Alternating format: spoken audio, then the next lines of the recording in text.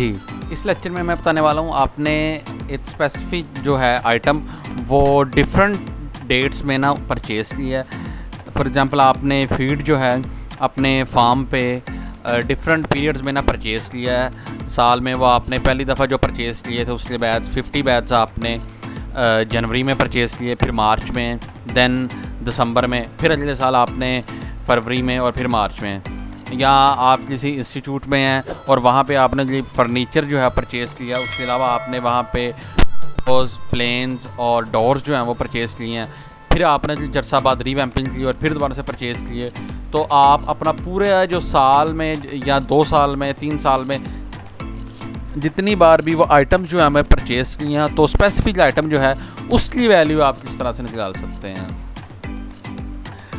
For example uh certain आपने एक total record of a specific item purchased in a certain period, so and we can find its value or the money consumed on it from this formula.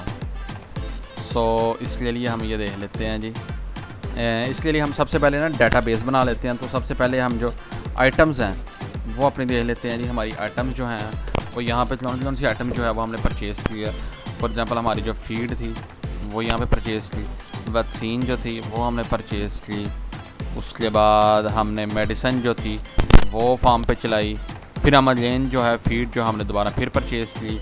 उसके अलावा हमने यहाँ पे एक पॉलर जो था वो इंस्टॉल किया। फर्नीचर जो है वो हमने थोड़ा सा ना अपना यूज़ में लाए हैं, दोबारा से परचेज़ किया। उसके बाद फीड जो है फिर हमने परचेज़ किया, मेडिसिन जो है फिर चलाई।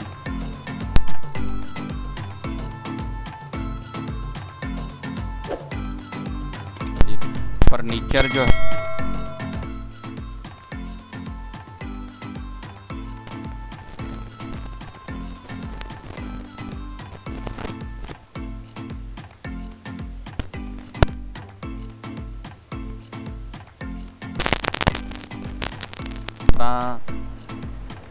अप्रैल, तो ये भी 2016 में हुई, सही है। मेडिसिन जो थी ये हमारी 7 जून 17 में ऐसा हमने यूज़ की। फीड जो थी हमारी वो फिर दोबारा से इस्तेमाल हुई जी, ये इस्तेमाल हुई 8 मई 17, ये दोबारा फिर हमारी इस्तेमाल हुई। पॉलर जो था वो हमने ले जाया था जी 8 अप्रैल 19 में दोबारा फिर पॉलर ले जाया। फिर उसके बाद फर्नीचर जो है वो हमारा यूज़ हुआ जी 6 जून 18 में। और फीड जो थी ये हमने फिर दोबारा से इंस्टॉल अपनी जो है फिर दोबारा से लाए हैं 30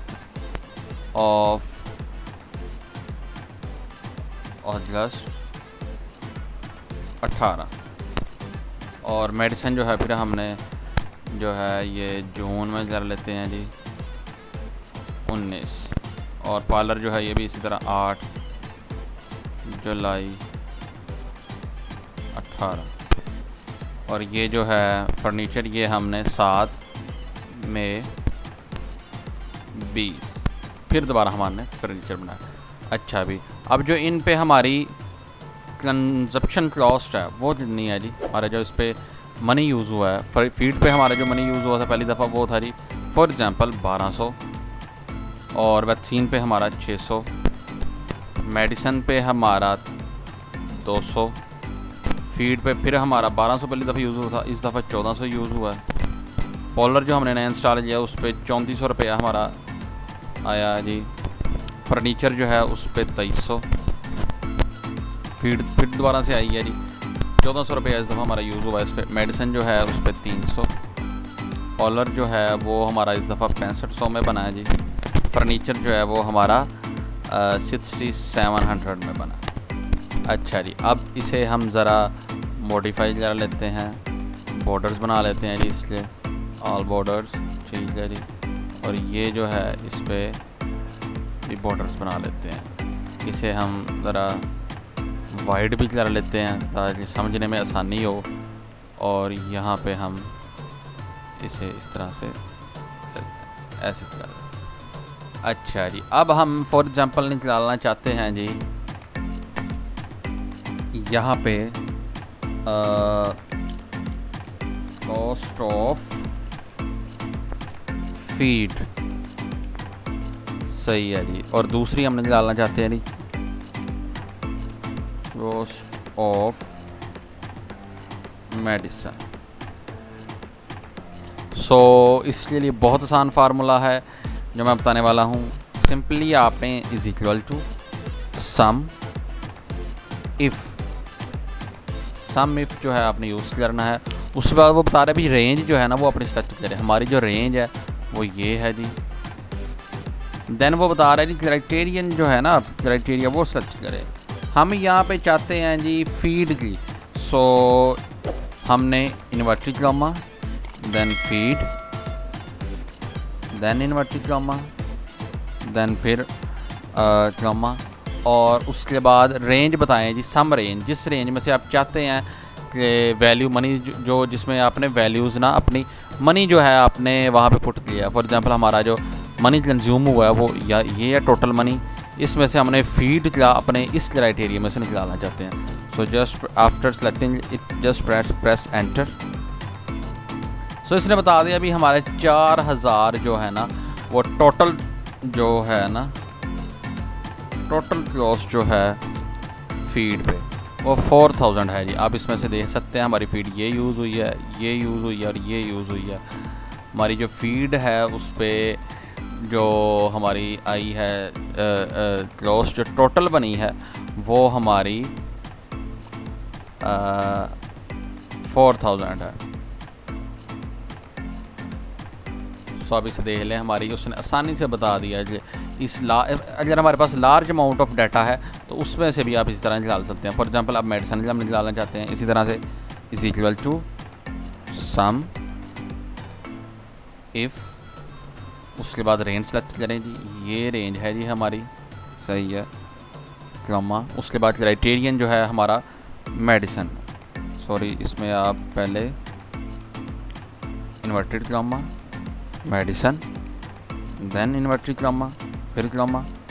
अच्छा जी, हम चाहते हैं जी सम रेंज इस रेंज में से, सही है जी, देन जस्ट प्रेस एंटर।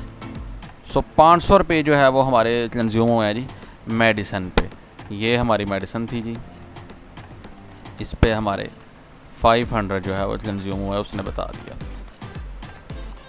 सो इस फार्मूले के तहत आप अपने फार्म पे, अपनी यूनिवर्सिटी में, अपने इंस्टीट्यूट में या अपने ऑफिस में जितनी चीज़ें आपने परचेज़ की हैं, आपने फर्नीचर परचेज़ किया, विंडोज़ परचेज़ किए हैं, आपने डोर्स परचेज़ किए हैं, या आप कोई इन्वेंट्री ऑफिस में वर्कर है वहाँ पे आपने ये स्टेशनरी परचेज़ किया है, उसके साथ आपने कंप्यूटर परचेज़ किया है, लैपटॉप परचेज़ किए हैं, कीबोर्ड्स हैं, माउस हैं, वायर्स हैं, उन सब का आप डाटा इस तरह से आसानी से निकाल सकते हैं।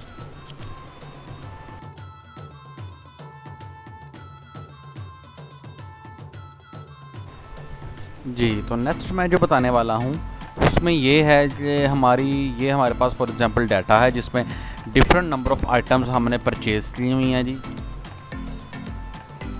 डिफरेंट नंबर ऑफ़ आइटम्स हमने परचेज़ की हुई हैं एट डिफरेंट डेट्स, और उनकी जो कॉस्ट है वो भी डिफरेंट है।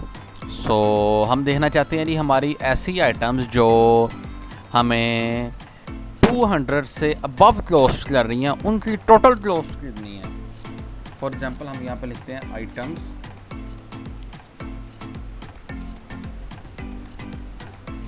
कॉस्टिंग अबव 200, सही है जी,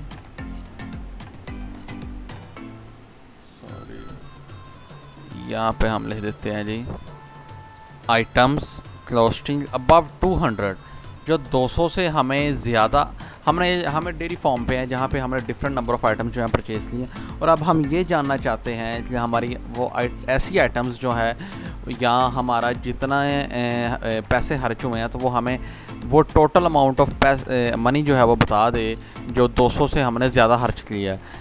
फॉर एग्जांपल हमने 200 से ज़्यादा जितना पैसा खर्च किया वो हमें बता दे जो हमने डिफरेंट आइटम्स जो हैं डिफरेंट पीरियड ऑफ टाइम में परचेज़ किए हैं। सो इसके लिए बहुत आसान फार्मूला है, just type is equal to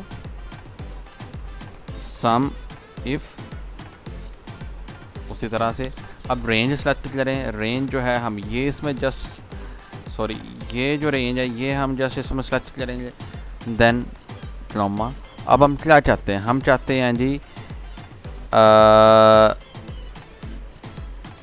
हम चाहते हैं जी ग्रेटर देन और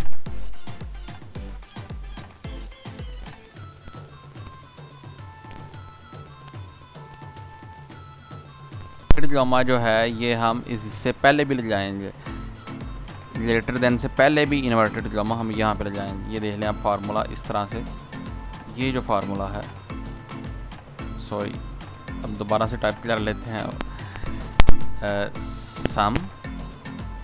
सम इफ और रेंज सेलेक्ट कर लें, ये रेंज है जी हमारी। उसके बाद कॉमा, देन फिर इन्वर्टेड कॉमा। क्या चाहते हैं जी, हम चाहते हैं जी greater than is equal to 200। इस बार हम इसे 250 कर लेते हैं जी, 250 सही है जी, 250 एंड देन इन्वर्टेड कॉमा। फिर से हम चाहते हैं जी हमने ऐसी आइटम्स जो 200 से ज़्यादा परचेज़ की हैं उनकी टोटल अमाउंट क्या है। सो ये हमने फार्मूला इस तरह से ले जाया and just press enter. So इसने बता दिया जी 540 जो है वो हमारी टोटल कंजप्शन है जो हमने 250 से ज़्यादा की है। सो इस तरह से लार्ज अमाउंट ऑफ वैल्यू जो है, लार्ज अमाउंट ऑफ डाटा पे आप अप्लाई कर सकते हैं और उस पर आप आसानी से देख सकते हैं कि आपने शॉपिंग की है या ये चीज़ें जो है परचेज़ की हैं अपने इंस्टीट्यूट के लिए, अपने फर्म के लिए, अपने अदारे के लिए, वो आपने एक स्पेसिफिक जो डाटा है या स्पेसिफिक अमाउंट है उससे ज़्यादा कितनी परचेज़ की है और उसकी टोटल वैल्यू क्या है।